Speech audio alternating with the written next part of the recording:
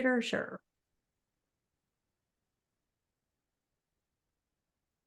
Good morning. This is Connie Stubblefield, and I have the pleasure today of interviewing Janis Robinson.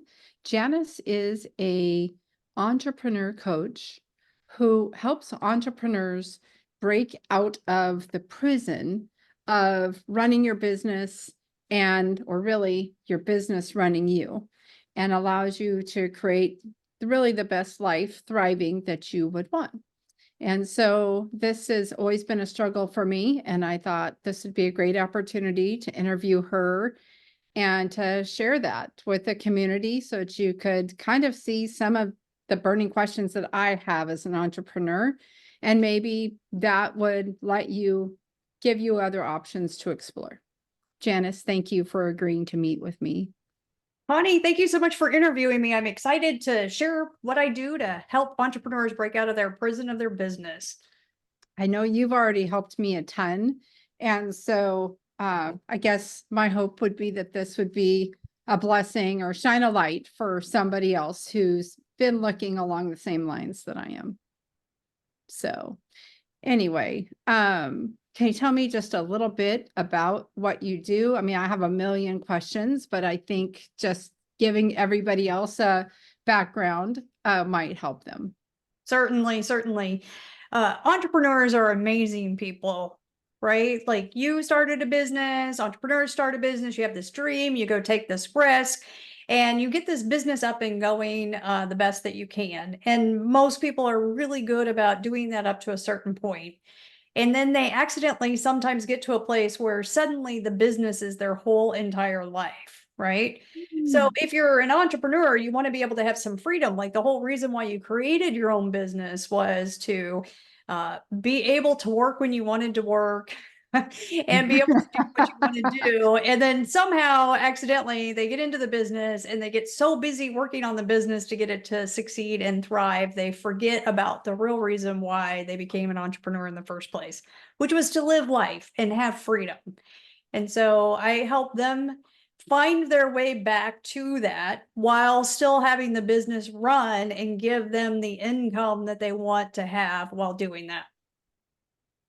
Wow, I think you just described a portion of my life. Uh, and I think I would love to have the creativity. There was a point when I started my business where I was super energized, very creative, high energy, and very optimistic about how I felt about the future and just really loved my engagement with clients. And then it felt like the business just owned me. Part of my identity came in there. And so you just described a lot of that. And it feels like a struggle trying to get back to that optimistic place. And that's really one of the reasons that I reached out to you, because there's got to be a thriving place where I could be creative and the person I want to be as I show up for my clients. Right. And that's that's an excellent point. So a lot of times when people come work with me, they don't really know what's going on. They just know they're not happy anymore in their business.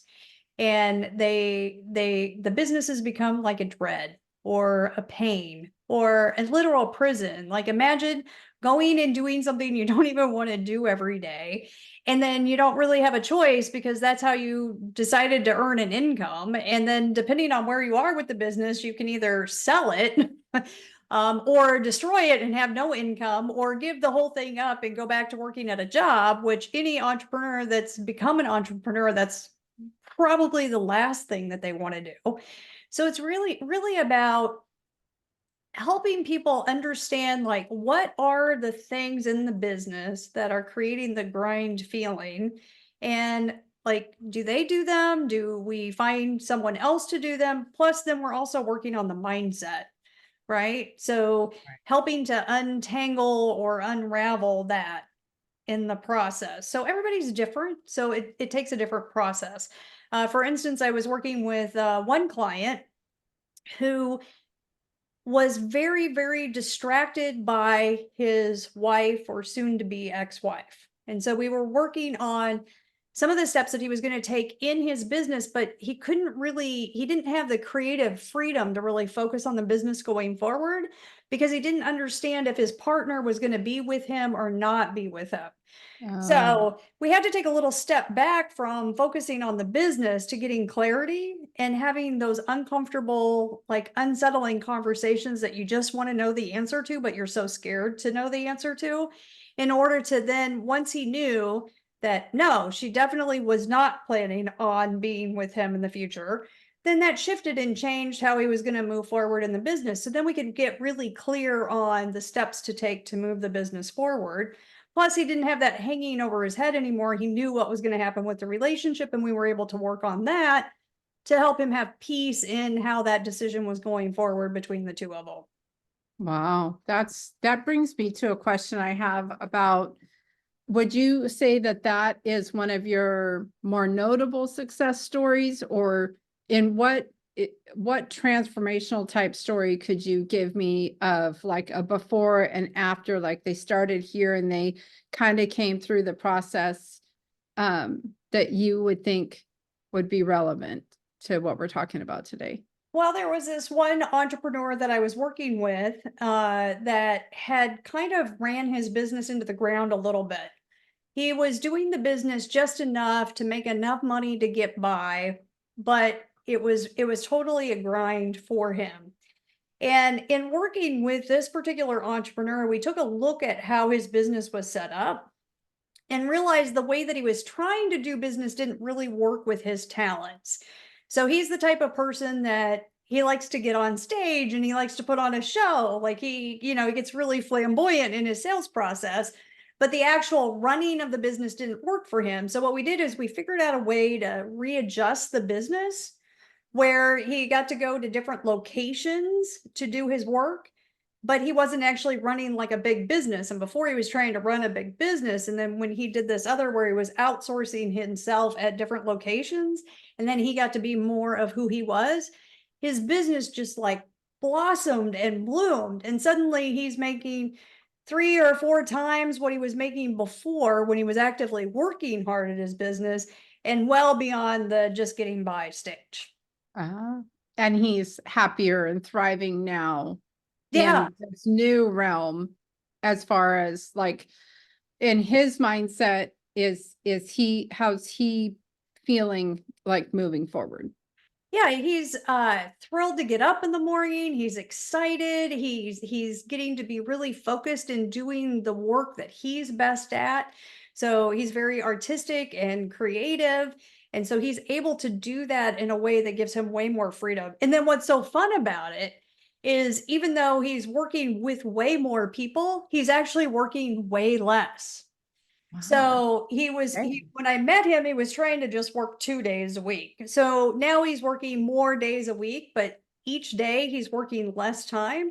But he's one of those types of people that thrives at interaction with individuals. And so what we've increased is his amount of interaction, and that's what spurns him or gets him excited. We've got other people who like to hibernate, right? That's how they get their energy. But for him, we got him into really his flow of interacting with people, and that's what works with him. Wow. Okay. So what methodologies do you use, or modalities, to kind of work people through the process? Yeah, so I guess all of them, I mean, I'm being silly, right? So I've studied all of them. Really, what it boils down to is really being focused on the individual and asking really great questions. And then when I am completely focused on the person, I have a really great intuition, and it just helps me really get to the nitty gritty of what's going on for the person. So the person's saying a lot of things, right? But then we're getting down to that one little thread in there that if we just pull that, then everything starts to become capable, transformative, and moving forward. Is that kind of like, I guess, like illuminating a block that they don't see themselves, or just things that maybe they don't, it's there, but they don't recognize it because they're too close to the problem. I think it's a combination of like it's there. They keep saying it, but they're not hearing themselves say it. Gotcha. Okay. And I mean, honestly, sometimes people are not very good at listening to them in their lives. And entrepreneurs, you really have some chutzpah to get up and get your business going. And so, in the process of getting your business up and going, you've had the experience of having a lot of naysayers. And so, then they learn to start blocking out information.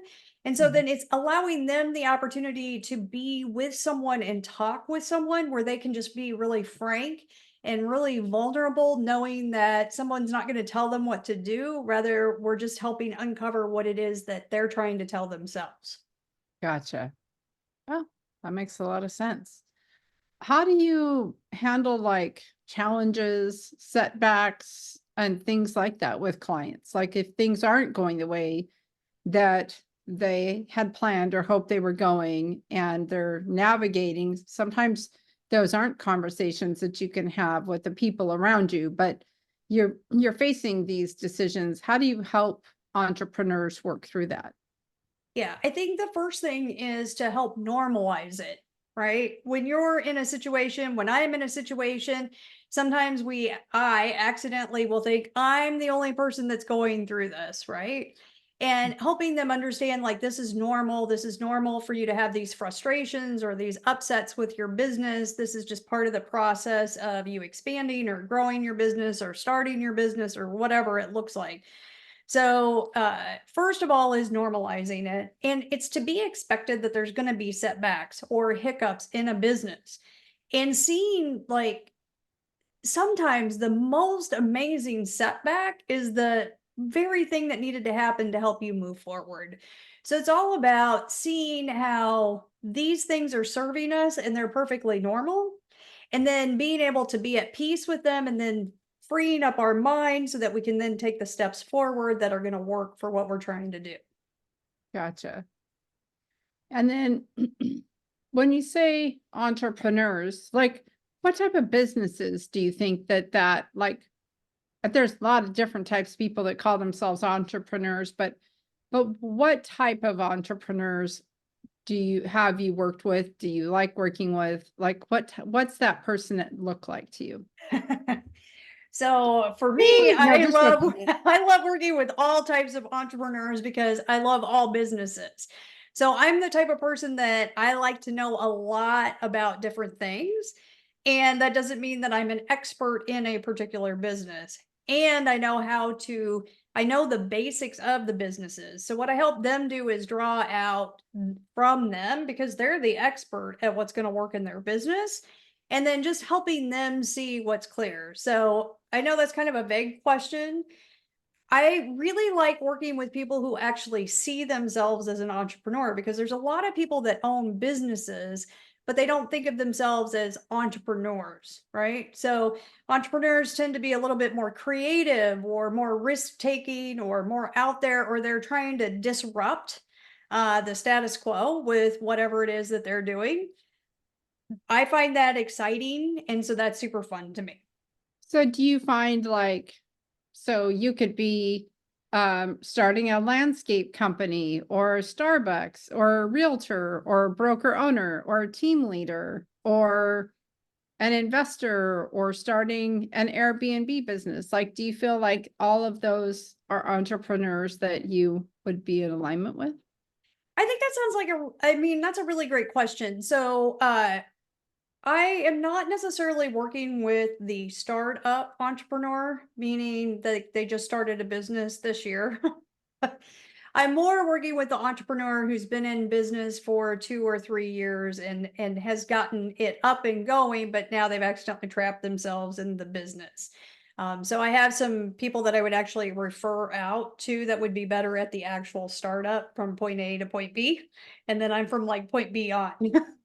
Gotcha. So that you can create a thriving life. I mean, really, I mean, I've been on both spectrums of that, and it is a navigational journey. That's what I will say. Um, how do you evolve? Like, how do you see evolving? I have wrote this question down, so I want to make sure I get it right. There's a lot of new trends, right? Right now, we're seeing AI technology. It can create flows. It can simplify your life, and you're like on this big learning curve, just drinking from a fire hose right now. It feels like all the time.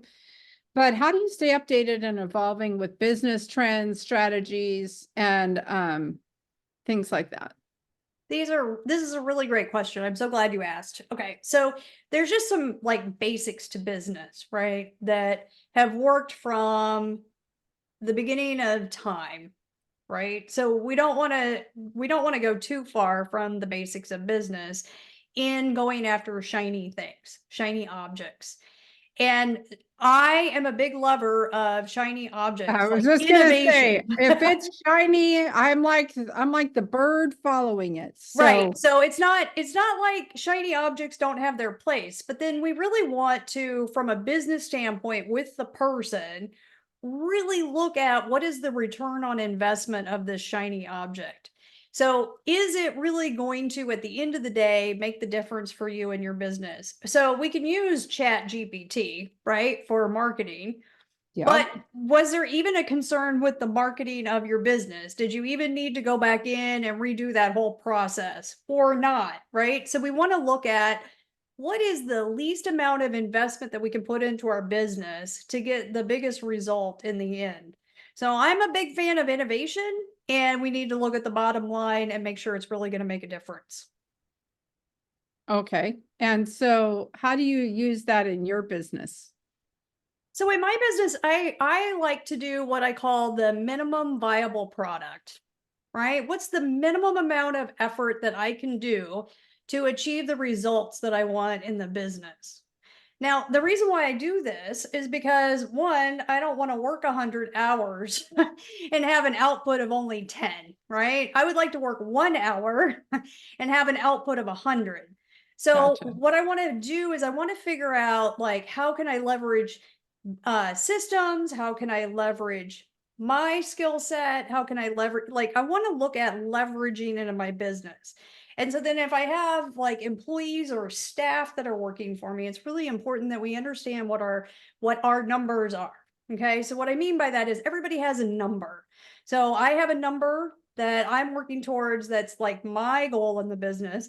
But anybody who's working with me, like any of my assets that are working with me, they have numbers that are there that they have to meet.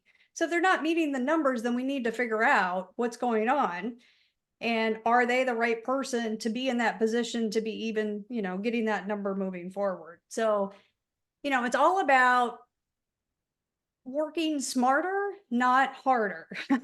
Gotcha. And we've heard Okay. that for years, but sometimes we forget. It's difficult though to implement that without somebody else seeing the vision of the things to help you step through that hoop so that you get to that next level though. Sometimes you just can't see it. You're so I call it being too close to it, but that's what prompted our conversation. Being too Uh, close to it, being in it is what I like to call being in it. When you're in it, you can't see it. True story. True story. Um, how do you balance between business growth and personal development for clients? Um, I think that at the end of the day, we need to make sure that the business is actually doing what the business needs to do to get the results, right? Hmm. And mindset plays a big deal about that. So it's going to depend on each individual person, right? So for some people, it could just be one main thing that we shift that one main thing and then everything falls into place. And then other people might have two or three things that are going on that we adjust or shift that kind of open everything else up. So each person is different, and it's just a matter of like, okay, let's make a little tweak here, let's make a little tweak here. What I find is that when people work with me, they have such a huge transformation that it's almost like they're on a jet plane. And so we're making little teeny tiny tweaks, but we're getting massive shifts and stuff. And so then part of the reason why I do a 12-week program is because it helps people like take a breath. Because when you get on with me, you're on like the super train or the super plane, and so we get all of this in, and then what we do is we create a system so that they can stabilize. And then later, when they're ready to move on to the next area, or if the mindset starts going back out of balance again, because it's either mindset or it's the business. So, balancing the two, and everybody's going to need something a little bit different depending on them personally. Some people haven't done a lot of mindset work, so they might have a little more mindset work to do than other people that have. So, Well, that takes me right to my next question, actually. So, how so this is a group coaching situation. How do you make sure that that becomes a personalized service for each person, in a group coaching situation? yeah, that's an excellent question. So, we figure that out by the way that they set their goals. So when people set their goals in the business coaching process, they're going to set a minimum goal, a medium goal, and a maximum goal. And then it's really important that the goals are actually measurable, whatever they are, right? And then depending on what those goals are, and then as they answer questions throughout the process and we get to know them, then we can kind of start to make their plan or create their blueprint, as I like to call it, of what's going to help them be effective in moving forward with their business. Okay. But how do you do that if you're in a group situation? I mean, I guess you could, how is that done? Is each individual person sending that into you, or how are they getting to that level where they feel like where they're at? Because where I'm at could be way behind where somebody else is, right? I'm just starting out and might have some things that I want to create space for. And in a group setting, how does that happen? Is it all group, or is some of it individualized and private so that you kind of feel like you can move some things forward? So I think that, I mean, they are turning in stuff, so we have little worksheets where they're turning in and updating about what's working for them, what's not working for them as a part of the process. We're answering questions at the end of every call. So people are able to ask the questions that maybe they're struggling or stuck with. And then they also are getting to really pick up on other people. So nobody's behind anyone else. Everybody's I just, on, yeah, I yeah, get it. everybody's on their own journey, right? However, when you hear coaching from someone else's journey, it suddenly creates incredible inspiration for you, and you become aware of something that you wouldn't have been able to become aware of if you Mhm. hadn't have had that opportunity to even hear that conversation. Oh, okay. So this is in the group coaching thing. And then if they're feeling like they personally would like to have a little more attention, then they have the option on the group coaching now to sign up for like a one-on-one session with me if they feel like there's certain things that they really want to get in nitty-gritty on. Though most everybody should have that opportunity at the end of the call each week, because then they can ask their questions that they might have that's specific to them that maybe they're feeling uncertain about that they haven't gotten clarity on.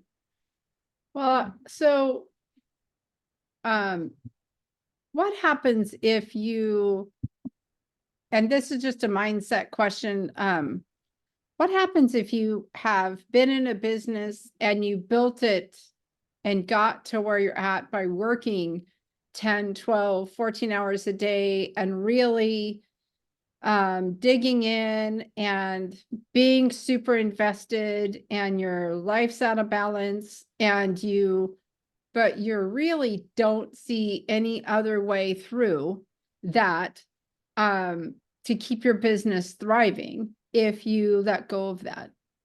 Yeah. So I think that's a really great question that you're asking me. I recently worked with somebody this last year who really wanted to be like the top producer. This was a realtor that I was working with. And she had transitioned from being known as the person who did the most deals to being at peace with, setting an income goal that was more than enough for her, but letting go of needing to be the top dog. So as in a part of that process, then reorienting the life and understanding. And so this is going to take scheduling, it's going to take habits, it's going to take a little bit to build. And then when you go through this process of shifting or reframing something, if you're going from a workaholic to not being a workaholic, you're not going to just not work. You're going to fill that time with something that you would actually enjoy doing. And so then we're going to run experiments and test it.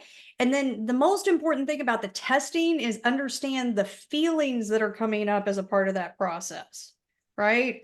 Like, is my business being destroyed because I decided to only work 8 hours instead of 12 hours? And then we want to challenge some of those ideas and beliefs by actually experimenting with it.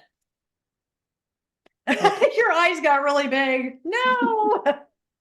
Oh, well, anybody that knows me that watches this interview right now is falling on the floor laughing. So, there is that. So, what's your vision for the future of coaching and kind of how you see that evolving? And how do you think you can make a lasting difference in an entrepreneur's journey in business? Yeah. I think coaching is really going to be transformative. Like certain types of coaches are going to be really transformative in the next 10 to 20 years. We know, like, once you work with me, you'll know that I know a little bit about everything because that's just who I am. I love knowing about the big world picture. Science right now has identified that there's different types of humans as part of the evolutionary process. So a lot of people think that humanity has become more gentle or soft or changing. It's not the same as it used to be. And there's actually scientific evidence to support the evolution of humanity. And so, what's so important about coaching going forward in the future is while there are tried and true methods to any business, right? So, every business has its numbers and what works. The way that people now go about it, the individual themselves, they're changing and they're feeling or sensing things differently in the environment that they didn't before. And that's a big reason why I want to be a coach, is because they're having reactions or anxieties or stress different than people 200 years ago would have, just because the human form has evolved. So then coaches who understand how to help people that are this new type of breed of human that's coming about, that feels these feelings and this anxiety and stress different than what they did before, it's so important to help them to learn how to find that peace, because once they can tap into their peace or their zen with their business, they're able to do amazing things. But if this energy or anxiety is getting in the way, it's causing them to do bad, like make decisions that they wouldn't make with their business if they were more in a peace, ease, and flow state with their business. And so coaches that know how to help people get into that state are going to be so worth their money in gold, because it's going to help transform business altogether. Because I mean, technology is moving at lightning speed. Like, it's going to be amazing to see where we're at in 20 years. I agree. Well, I think even now I see the transition because I come from a background of an era of the old style of coaching, and it was basically didn't really have any there was no experience or emotion attached to it. Like, you had a routine, you had a list, you worked off a list, and you just kept going. And you grind and you put yourself into this thing. And that the reason I reached out is that no longer resonated with me, and it didn't recognize the life that I wanted. And I reached out to you also because I can't be the only one who realizes that all of the things that we've been sold about how to run a business and be successful at it don't recognize anxiety, a thriving life, and everybody uses the word balance, but it's much more than about balance. And so, you know, I a lot of what you say really resonates with me. And I really appreciate you taking the time and, putting this out there in the world, or, kind of shining a light on what's available, that there's a different way to get to the next level. And the different way isn't calling maybe, whatever's right for you in your business, but you don't have to do it the old way. There are better systems to get to the next level that could create a better life. Yeah. And I want to bring up that if you are listening to this interview, you're quite likely one of these people that's had this change occur. Like if you've stayed with it this long, and we don't want to True. let go of the old way, right? So the old way is No, still very foundational and important. And there's a lot of people that are still on the old operating system. And so we want to appreciate them for being on the old operating system. We don't want to make them wrong or bad. And correct. as business owners, we want to learn how to work with those people in our business. And we don't want to try to get them to be our way. And we don't want them to have us be their way. So it's learning how to use your power in a way that works for all involved. And more collaborative Yeah. approach. Yeah. Okay. Very Uh, cool.